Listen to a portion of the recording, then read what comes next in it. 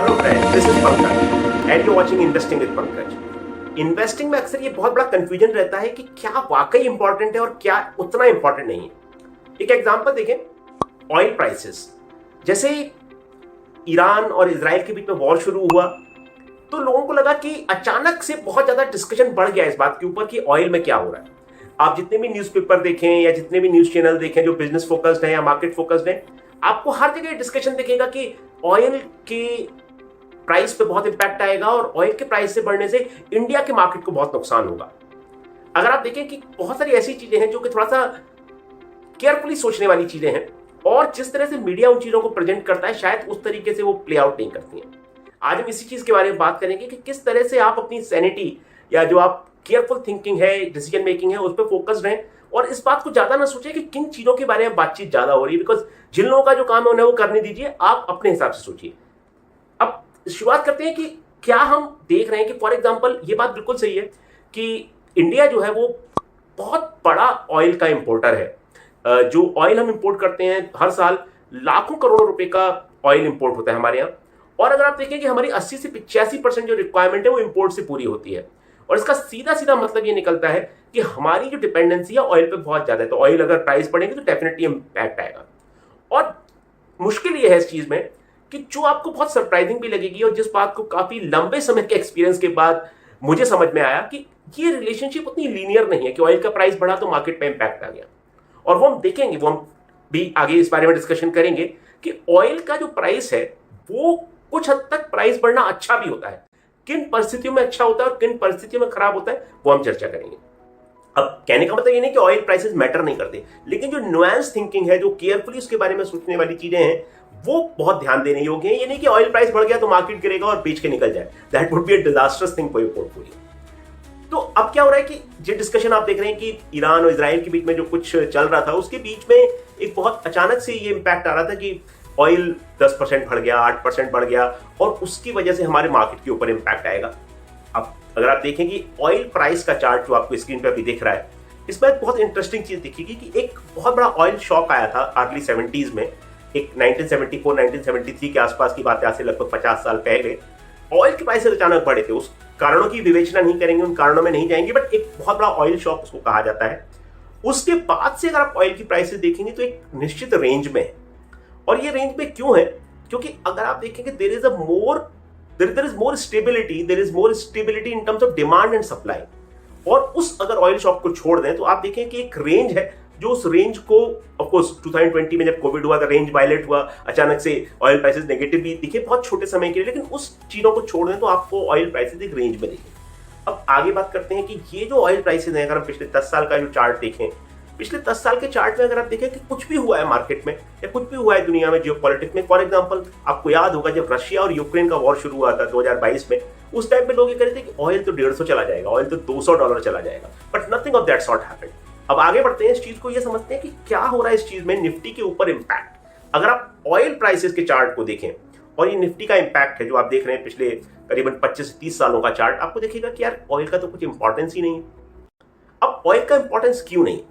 आप एक मोटा मोटी ये चीज समझिए कि अगर हम निफ्टी के चार्ट को देखते हैं तो हमें नजर आता है कि ऑयल जो है, ऑयल से अचानक से जो थोड़ा सा शॉक जो आता है उसका इंपैक्ट बहुत टेम्पररी होता है, बहुत माइनर होता है। तो मतलब ये नहीं है कि भाई अगर ऑयल बढ़ा तो मैं अपना पोर्टफोलियो निकला और बेच के चला गया, वो बहुत, जैसा कि मैंने कहा कि अच्छी चीज नहीं होगी आपके लिए, क्योंकि ऑयल जो है बहुत टेम्पररी पोर्टफोलियो को इंपैक्ट करेगा, मार्केट को इंपैक्ट करेगा।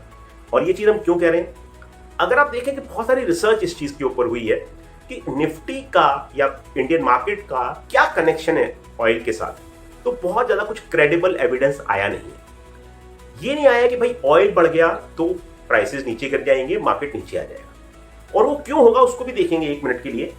अगर आप देखें कि पूरी रिसर्च जो है उसके बारे में, जैसा हमने कहा कि कोई कॉन्क्लूसिव एविडेंस नहीं है। अब जो सबसे ध्यान देने वाली बात है, सबसे इंपॉर्टेंट चीज यहां पे जो समझने वाली है वो ये है कि अगर आप देखें कि ऑयल की प्राइस बढ़ना क्या इंडिकेट करता है। ऑयल की प्राइस बढ़ना ये इंडिकेट करता है कि दुनिया में इकोनॉमी की ग्रोथ रेट के बारे में आशावादी दृष्टिकोण ज्यादा है लोगों का। ऑयल का कंजप्शन क्यों ज्यादा होगा? जब डिमांड बढ़ रही है। डिमांड बढ़ रही है क्यों? कि इकोनॉमी की ग्रोथ रेट बढ़ रही है। और इकोनॉमी की ग्रोथ रेट बढ़ना हमेशा से मार्केट के लिए अच्छा है। तो ऑयल के प्राइस को आप दो पार्ट में डिवाइड करिए। ऑयल का प्राइस जब तक $100 है और $100 के लेवल, मोटा मोटी $100 के लेवल जब तक टच करता है, उस टाइम तक ऑयल का प्राइस बढ़ना is a good indicator, is a positive indicator, मतलब डिमांड को सपोर्ट कर रहा है, ग्रोथ रेट बढ़ रही है, मार्केट के लिए अच्छा है। $100 को जब एक बार क्रॉस कर जाता है तो पता चलता है कि भाई अब इसका इंपैक्ट नेगेटिव होगा उन कंट्रीज के ऊपर जो कि ऑयल के इंपोर्टर हैं, जैसे कि हिंदुस्तान, जैसे कि भारत, जैसे कि इंडिया। और ये जो चीज है वो बहुत इंपॉर्टेंट है समझने वाली, कि अगर ऑयल 60 से 80 हुआ या 80 से 90 हुआ तो उस पर्टिकुलर रेंज में आप देखिए एक टेम्परेरी इंपैक्ट आएगा, लेकिन जनरली वो मार्केट के लिए अच्छा है, जनरली मार्केट के लॉन्ग टर्म आउटलुक के लिए बहुत अच्छा है। Once it crosses 100 then you might see that there is a negative impact which might come on the markets. अब इस चीज को आप ऐसे भी समझ सकते हैं कि कौन सी और चीजें हैं जो इंपैक्ट ज्यादा होंगी। पहली बात, ऑयल मार्केटिंग कंपनीज मतलब Indian oil, Bharat petroleum, Hindustan petroleum, ये सब कंपनीज ऑयल का रिफाइनिंग करती हैं और इनके ऊपर इंपैक्ट इसलिए आता है कि ये जिस भाव में क्रूड ऑयल खरीद रही हैं तुरंत पास ऑन नहीं कर पाती, क्योंकि गवर्नमेंट का एक कंट्रोल होता है ऑयल के प्राइस पे, मतलब जो डीजल या पेट्रोल बेचा जा रहा है कस्टमर को, और वो उतनी तेजी से नहीं बढ़ पाता। दूसरा एक सेक्टर है जैसे कि एविएशन है, क्योंकि एविएशन में क्या है, आपने अगर टिकट खरीद लिया हवाई जहाज का तो आप डेफिनेटली ज्यादा पेमेंट नहीं करेंगे कि ऑयल बढ़ गया है, और ये धीरे धीरे टाइम लगता है। ऑयल कंपनीज के प्राइसेस बढ़ते हैं या ऑयल का प्राइसेस बढ़ता है तो एविएशन कंपनीज को थोड़ा टाइम लगता है उस चीज को एडजस्ट करने में, और डिमांड पे भी इंपैक्ट आएगा, क्योंकि प्राइसेस बढ़ जाएंगे टिकट के तो लोग कम ट्रेवल करेंगे। तीसरी बात है, कुछ सारी ऐसी कंपनीज हैं जो कि ऑयल को as a raw material use करती हैं, जैसे फॉर एग्जांपल पेंट की कंपनियां या केमिकल इंडस्ट्रीज, उनके ऊपर भी इंपैक्ट आएगा, तो उनको भी कस्टमर को पास ऑन करने में थोड़ा सा टाइम लगेगा। लेकिन मोटा मोटी जो मार्केट की बात की जा रही है वो यही है कि अगर $100 तक का प्राइस है, $100 तक अगर क्रूड है, तो वो मार्केट का एक ये इंडिकेशन है कि भाई ग्रोथ अच्छी होने वाली है, इकोनॉमी में तेजी है, मतलब मार्केट भी अच्छा ही करेगा।